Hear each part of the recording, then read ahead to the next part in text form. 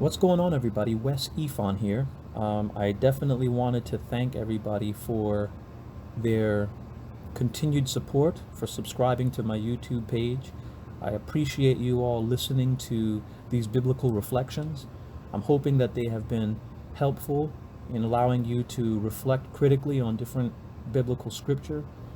I do believe that the Bible is God inspired, and as such, it also has certain truths that can be pulled out and can be made applicable to present day situations. And given everything that's been going on over the last week and a half in the country, in the United States, racial tensions at an all-time high, injustice seemingly so evasive for people of color, I thought it would be wise for us to start talking a little bit about what the Bible says as it pertains to advocacy.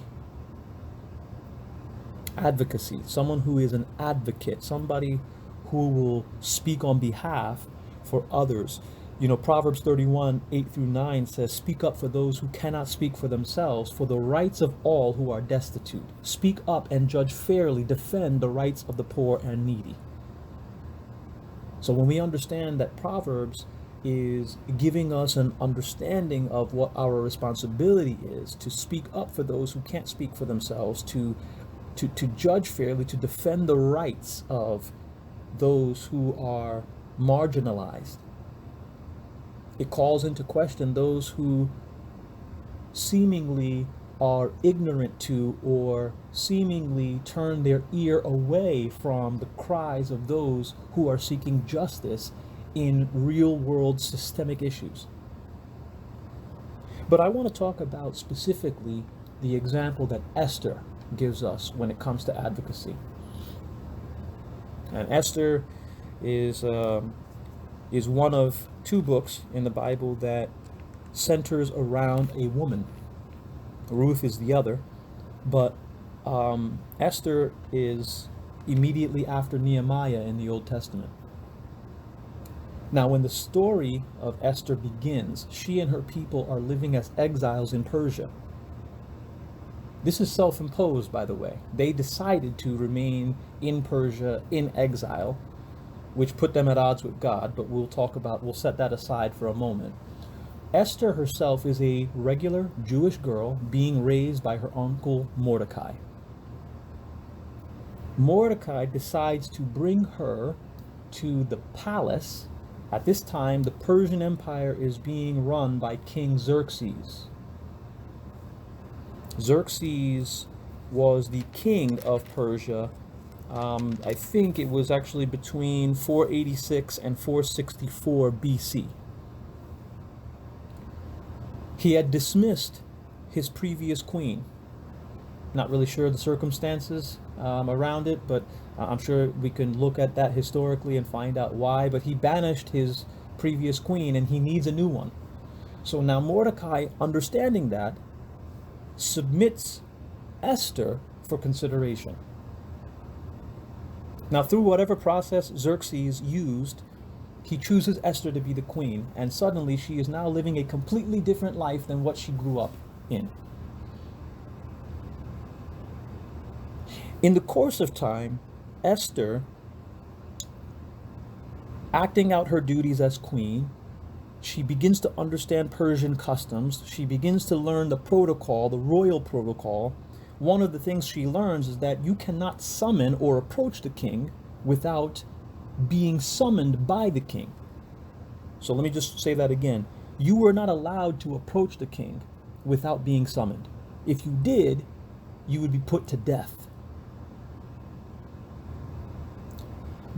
But even in the midst of her learning Persian culture, one of the royal officials of Xerxes, Haman, he hatches a plot. He wanted to have all the Jews killed. Now Mordecai finds out about the plot and asks Esther to petition the king to stop Haman.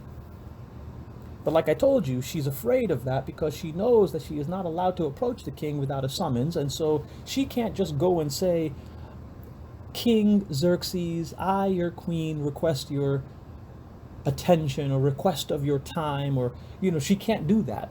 And she knows that maybe he would extend grace towards her because she is the queen, and but she didn't want to take that chance. She knew that there was no guarantee that her life would not be in danger if she violated protocol.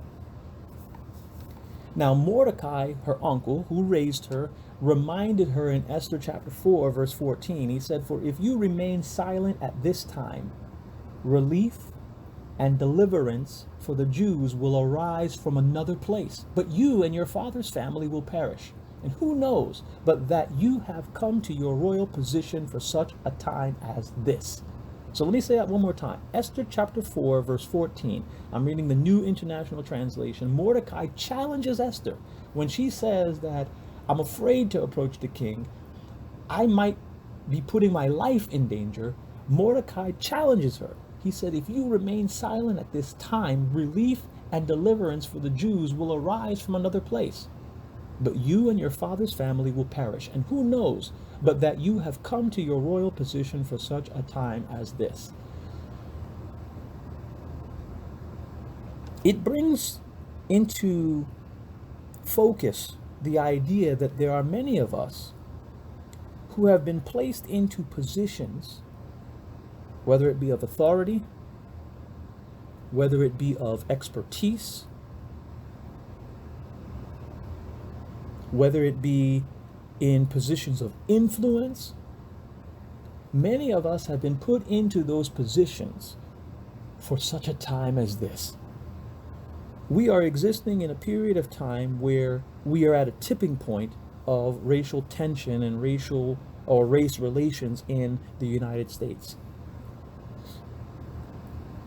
There are some who challenge the very existence of systemic racism. They say that systemic racism is not something that actually exists, that it is a media fabrication, that it is something that very left-wing liberal minds have conjured up to try to create strife, division, and to curry favor for certain progressive ideals, things of that nature.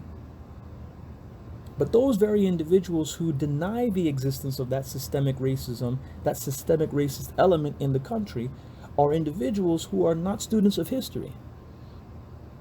Because if you look at the history of the country, you would understand that these systems are things that were established long ago, and the roots of those systems have been dug so deep into the fabric of the country that they have become normalized, so that when it is pointed out, it doesn't seem like it is actually real. And this conversation is not for me to not necessarily go into the deep history of systemic racism, because that's not really the point of this biblical reflection. But I would have been remiss if I did not point out the very fact that systemic racism is something that has been embedded into the fabric of the country so deeply. It's so interwoven into everything that we do. It has become a way of life that whether you are the oppressed or the oppressor, you have become normalized to the systemic racism that exists in the country. It is like the roots of a tree that have been so dug and ingrained into the ground that when you see the fruit of it, you don't even know that the root of it comes from systemic racism. So you see the fruit and you just assume, oh, it's good. It's good and pleasing for food, pun intended. But you don't understand that at the root of that is a very insidious, a very challenging and suffocating systemic issue that is very hard to undo and uproot. But if there are people who, for such a time as this, have been placed in a position to be able to speak against it, to bring deliverance and relief for a people who need it, it'll come from another place if you don't do it. But who knows but that you have come to your position for such a time as this? So now what does Esther do? Esther, upon hearing this instruction from Mordecai, she asks her people to fast and pray. fast and pray. And then she risks her life by approaching the king. And then what ends up happening, to kind of spoil the ending of the story, the king extends the scepter to Esther and promises to grant her request. But Esther has a strategy. She doesn't ask right away. First, she invites the king to a banquet, and then to a second banquet, and then finally she makes her request that the king spare her people's life. And then the king grants her request, and Haman, the one who wanted to destroy the Jews in the first place, was killed. So what you see is that she has come to her position for such a time as this, but what she did is she had a strategy. And here's where I will say to the people who are trying to speak against the systemic racism that exists in the country: you are appointed for such a time as this, but you need to have, as my pastor said, a strategy. She didn't right away come out and say, spare my people. She made sure to follow a process by which she would be able to curry the favor she needed from the king, from Xerxes, to be able to finally get the request of what she needed. But it started with fasting and praying. So first, we need to dig deep into our spiritual reservoir to fast and pray. If my people who are called by my name would humble themselves and pray. That's in Jeremiah. That's what Jeremiah said. Jeremiah indicated that we needed to pray. And so when we think about that, it is remarkable that the strategy that she had was to first fast and pray. So first we fast and pray. Then we develop the strategy around how we're going to approach this systemic issue.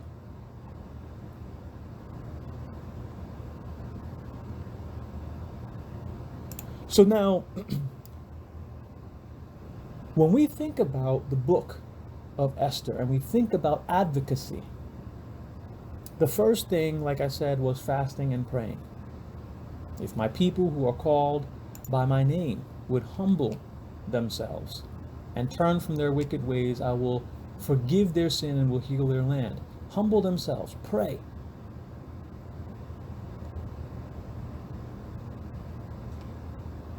Then what she does is she makes sure to follow the strategic process by which she will get the favor of the king, and then she gets the request from the king and asks, and it's granted.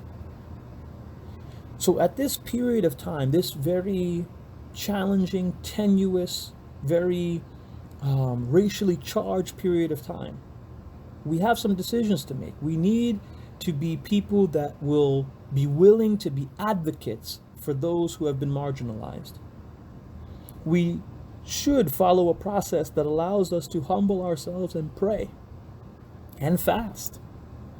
We also need to make sure that we have a strategic plan by which we are going to systematically dismantle and uproot the systemic racism that exists in the country. And that comes by understanding our economic power, it comes by understanding our political voice, and it comes by understanding that community and police relations will only be mended when we make ourselves known. See, Esther, her strategy was to build some rapport with Xerxes. By having the first banquet and having the second banquet, that built rapport. We need to build rapport with the police that are in our towns and in our communities. When we build that rapport, that's what's going to allow us to build the relationship to a point where we can actually get systemic racism rooted out, that we can get processes by which the training and the way that community police relations are done, how community policing is conducted, all of those things will come through relationship. And so advocacy, as we learn it from Esther, teaches us that we cannot be afraid to speak up.